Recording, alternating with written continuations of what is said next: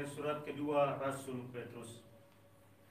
Saudara-saudara terkasih, kalian menantikan dan berusaha mempercepat kedatangan hari Allah. Pada hari itu langit akan binasa oleh api dan unsur-unsur dunia akan lebur oleh nyalanya. Tetapi sesuai dengan janji Allah, kita menantikan langit dan bumi yang baru, tempat terdapat kebenaran. Sebab itu, saudara-saudaraku terkasih, seraya menantikan semuanya itu, haruslah kalian berusaha supaya kedapatan tak tercatat dan tak bernoda di hadapannya, serta dalam perdamaian dengan Dia. Anggaplah kesabaran Tuhan kita sebagai kesempatan bagimu untuk beroleh selamat. Saudara-saudaraku terkasih, kalian telah mengetahui hal ini sebelumnya. Karena itu, waspadalah. Jangan sampai kalian terseret ke dalam kesesatan orang-orang yang tak mengenal hukum, dan jangan sampai kehilangan peganganmu yang teguh. Tetapi hendaklah kalian bertumbuh dalam kasih karunia dan semakin mengenal Tuhan dan Juru Selamat kita, Yesus Kristus. Terpujilah Dia, baginya kemuliaan sekarang dan selama-lamanya. Demikianlah sabda Tuhan. Syukur kepada Allah. Mazmur tanggapan dengan refrain, Tuhan, Engkaulah pelindung kami turun-temurun. Tuhan, Engkaulah pelindung kami turun-temurun. Sebelum gunung-gunung dilahirkan, sebelum bumi dan dunia diperanakan, bahkan dari sedia kala sampai selama-lamanya, Engkaulah Allah. Tuhan, Engkaulah pelindung kami turun-temurun. Engkau mengembalikan manusia kepada debu hanya dengan berkata, kembalilah hai anak-anak manusia. Sebab di matamu 1000 tahun sama seperti hari kemarin, atau seperti satu giliran jaga di waktu malam. Tuhan, Engkaulah pelindung kami turun-temurun. Masa hidup kami 70 tahun, atau jika kuat 80 tahun. Tetapi isinya hanyalah kesukaran dan penderitaan. Begitu cepat mereka lewat dan kami hanyut lenyap. Tuhan, Engkaulah pelindung kami turun-temurun. Kenyangkanlah kami di waktu pagi dengan kasih setiamu, supaya kami bersorak-sorai dan bersukacita sepanjang hayat. Biarlah hamba-hambamu menyaksikan perbuatanmu, biarlah anak cucu mereka menyaksikan semarakmu. Tuhan, Engkaulah pelindung kami turun-temurun. Baik, pengantar Injil. Haleluya, haleluya, haleluya,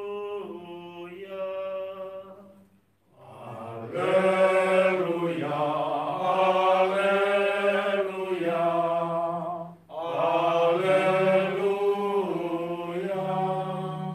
Semoga Bapa Tuhan kita Yesus Kristus menerangi mata budi kita, agar kita mengenal harapan panggilan kita.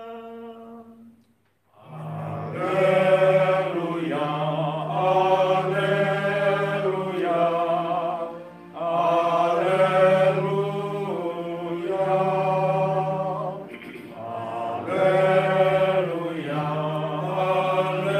haleluya, haleluya.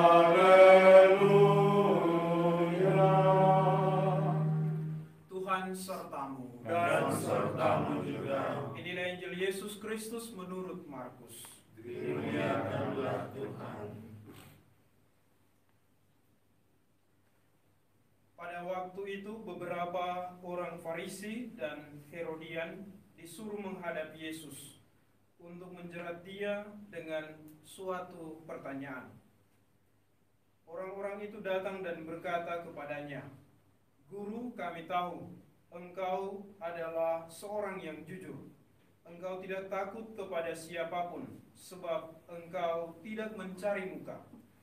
tetapi dengan jujur mengajarkan jalan Allah. Nah, bolehkah kita membayar pajak kepada kaisar atau tidak? Tetapi Yesus mengetahui kemunafikan mereka, lalu berkata kepada mereka, "Mengapa kalian mencobai aku? Tunjukkanlah suatu dinar untuk kulihat." Mereka menunjukkan sekeping dinar. Lalu Yesus bertanya, "Gambar dan tulisan siapakah ini?" Jawab mereka, "Gambar dan tulisan kaisar." Maka Yesus berkata kepada mereka, "Berikanlah kepada kaisar apa yang menjadi hak kaisar, dan kepada Allah apa yang menjadi hak Allah." Mereka sangat heran mendengar dia. Demikianlah Injil Tuhan. Terpujilah Kristus.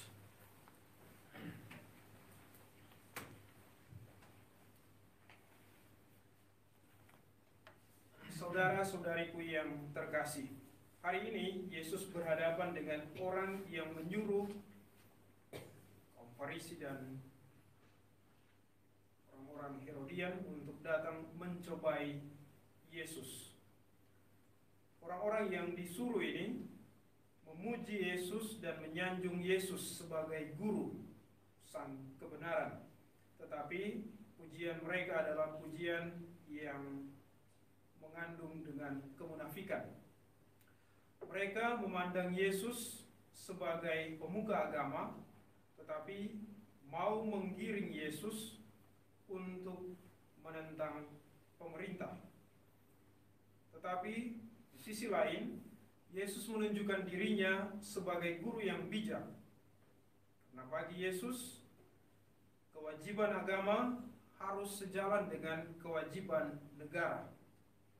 Dengan ini, ia sebenarnya menyindir kaum Farisi dan Herodian yang mungkin menjalankan kewajiban agama, tetapi lupa atau bahkan mengabaikan tanggung jawab dalam hidup sosial, dalam hidup di tengah-tengah kewajiban sebagai warga negara. Kita juga diingatkan tentu lewat pesan Injil pada hari ini untuk senantiasa mengingat tanggung jawab kita, kewajiban kita sebagai orang-orang yang percaya kepada Tuhan, tetapi juga kita mengingat tanggung jawab kita sebagai warga negara yang baik. Karena itu ada slogan yang sangat bagus, sangat indah dari Monsinyur Sugiyo Pranoto, 100% Katolik, 100% Indonesia. Dan ini juga senantiasa harus menggema dalam perjalanan hidup kita sebagai orang yang beriman kepada Tuhan, sebagai orang yang beragama, tetapi juga sebagai orang yang hidup di tengah-tengah masyarakat, membangun hidup sosial, tetapi menjadi juga warga negara. Saat ini ada keprihatinan bahwa candu agama membuat nalar orang kemudian menjadi tumpul. Kitab-kitab entah dari agama manapun kemudian ditafsirkan secara sepihak dan sempit dan dijadikan sebagai alat pembenaran untuk tindakan-tindakan hidup mereka. Karena itu seringkali ada orang-orang tertentu yang menjadi radikal tetapi lebih mengarah kepada yang menyesatkan. Kita diingatkan untuk hidup tidak bertolak belakang antara kepentingan agama tetapi juga dengan kepentingan hidup bernegara. Semoga pesan Injil hari ini mengingatkan kita semua untuk menjaga dan memelihara kekudusan kita di hadapan Tuhan, tetapi juga senantiasa mau membangun hubungan yang baik dalam hidup sosial kita. Rahmat Allah menolong kita.